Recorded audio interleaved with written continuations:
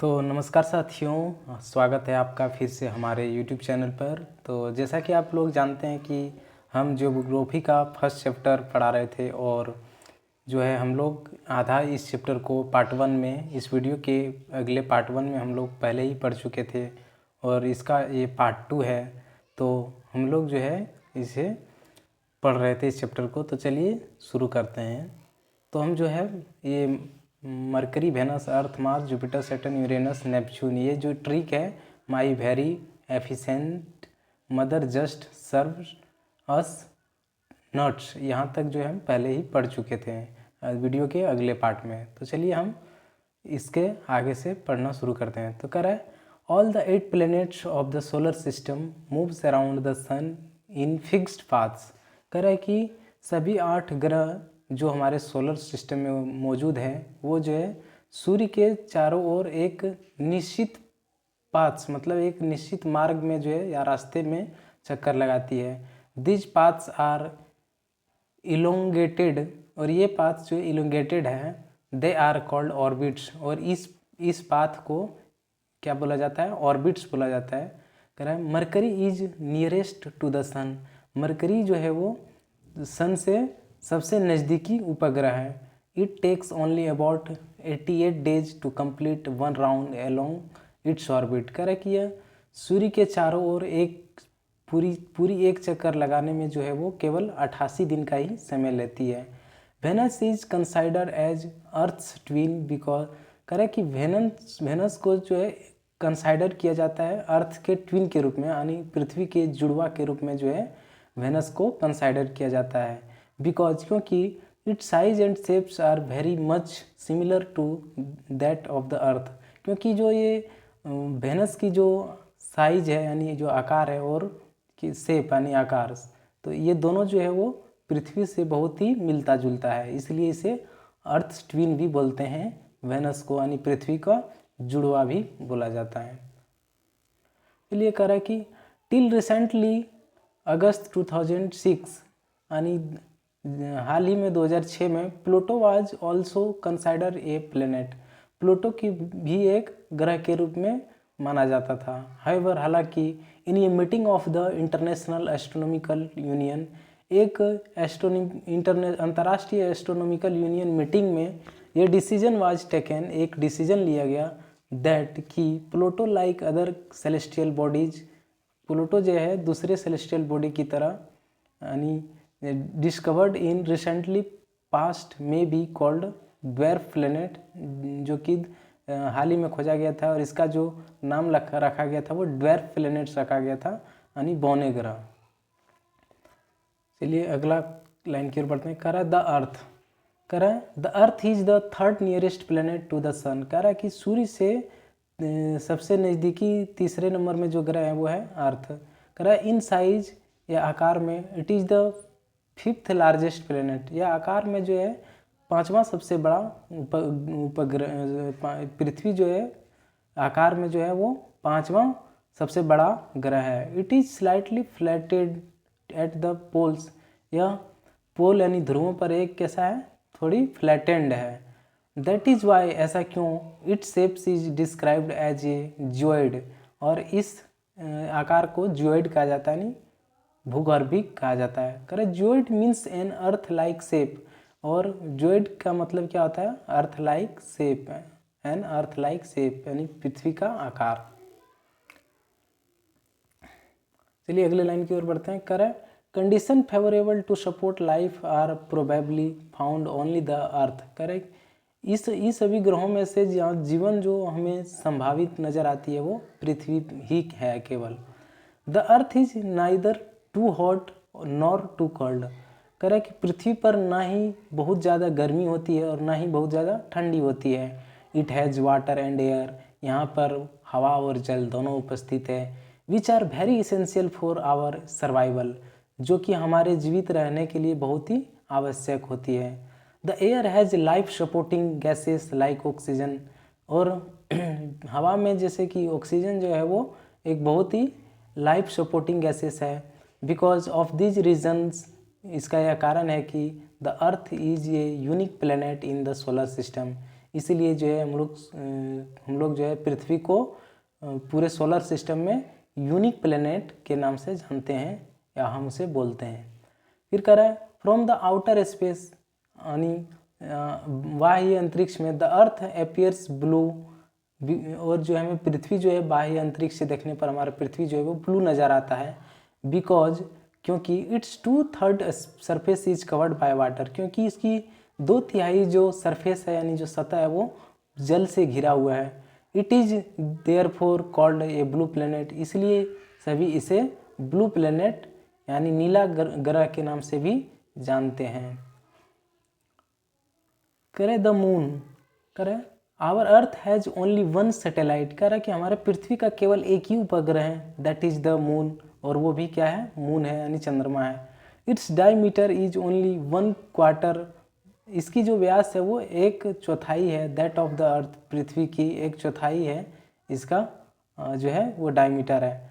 It appear so big, यह हमें कुछ बड़ा ही नज़र आता है, जो हमें थोड़ा बड़ा ही नज़र आता है। Because it is nearer to our planet than other celestial bodies, यह अन्य सेलेस्टियल बॉडी की तुलना में हमें यह नज़दीक है, इसलिए हमें यह अन्य सेलेस्टियल बॉडी की तुलना में बड़ी नज़र आती है। मून की बात कर रहा है। कह रहा है it is about 3,84,400 kilometre away from us, कह रहा है ये हमसे यानी पृथ्वी से 3,84,400 किलोमीटर लगभग दूर है। Now you can compare the distance of the Earth from the sun, और अब आप जो है अर्थ और सन के बीच की तुलना कर सकते हैं, and that from the moon, और चंद्रमा से। कह रहा है the moon moves around the earth is about 27 days, और कह रहा है कि चंद्रमा जो है पृथ्वी का एक चक्कर 27 दिन में लगा लेता है, यानी एक चक्कर पूरी तरह से घूम लेता है। कह रहा है it takes exactly the same time to complete one spin, और एग्जैक्टली यह अपने स्थान पर जो है स्पिन करने में, अपने स्थान पर घूमने में, एज ए रिजल्ट इसका परिणाम only one side of the moon is visible to us on the earth, और यही इसका कारण है कि हम लोग इसके जो है एक ही हिस्से को हम लोग देख पाते हैं। इसीलिए हमें जो है क्या होता है, मून का जो यही कारण है कि हम लोग मून का यही कारण है कि मून के हम लोग केवल एक ही साइड को देख सकते हैं, क्योंकि जितना समय में यानी 27 डेज में यह जो है पृथ्वी का चक्कर लगाता है, उतना ही समय में यह जो है अपने स्थान पर भी घूमता है, जिसके कारण हम लोग जो है पृथ्वी पर से केवल चंद्रमा का एक ही हिस्सा देख पाते हैं। यही इस लाइन कह रहा था। तो चलिए अगले पढ़ते हैं। कह रहा कि the moon does not have conditions favourable for life, और कह रहा कि चंद्रमा पर भी जो है जीवन संभव यानी जीवन यापन करने के लिए जो है सही जीवन को जैसे जिया जाए वैसे जो है कंडीशन वहाँ पे भी नहीं है। इट हैज़ माउंटेन्स, वहाँ पर्वत है, plains and depressions on its, और वहाँ पर कुछ प्लेन्स भी है यानी समतल भी है, और कुछ गड्ढे उड्ढे भी हैं इसके। कह रहा है these cast shadows on the moon surface, और यही जो गड्ढे होते हैं इसी कारण जो है हमें इसकी परछाई नज़र आती है। Look at the full moon and observe this shadow, और आप जो है फुल मून यानी पूर्णिमा के दिन आप इसे जो है फुल मून को देख सकते हैं और उसे ऑब्जर्व कर सकते हैं, इसकी परछाई को। अब कह रहा है एस्ट्रॉइड्स, यानी एस्ट्रॉइड्स क्या है, तो चलिए पढ़ते हैं। कह रहा है ये पार्ट फ्रॉम द स्टार्स, यानी तारा का एक हिस्सा या भाग, प्लैनेट्स एंड सैटेलाइट, कह रहा है कि एक तारा या उपग्रह या सैटेलाइट यानी उपग्रह का कोई छोटा हिस्सा या टुकड़ा, there are numerous tiny bodies which also move around the sun, जो कि बहुत छोटी खंड में होती है या बहुत छोटी टुकड़े में होती है, लेकिन वो भी क्या करती है, वो भी सूर्य के चारों ओर चक्कर लगाती है।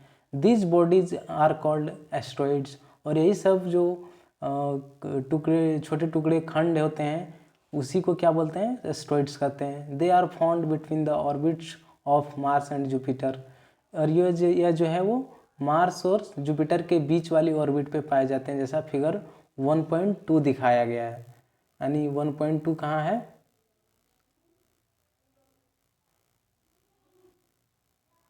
जैसा कि यही 1.2 है। तो मार्स देखिए, मार्स और जुपिटर के बीच जो है वो पाया जाता है, ये वाला जो कि एस्ट्रॉइड बेल्ट जो लिखा है यही बता रहा है। चलिए अगले पढ़ते हैं।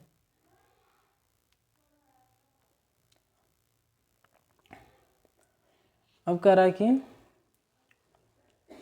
Scientist are the view that asteroids are parts of a planet which exploded many years back. कह रहा है कि कई साइंटिस्ट यानी वैज्ञानिकों ने जो इसे बहुत पहले देखा है, जो कि यह प्लैनेट्स यानी जो ग्रह के हैं इसी सब के टुकड़े हैं जो बहुत साल पहले से ये घूम रहे हैं।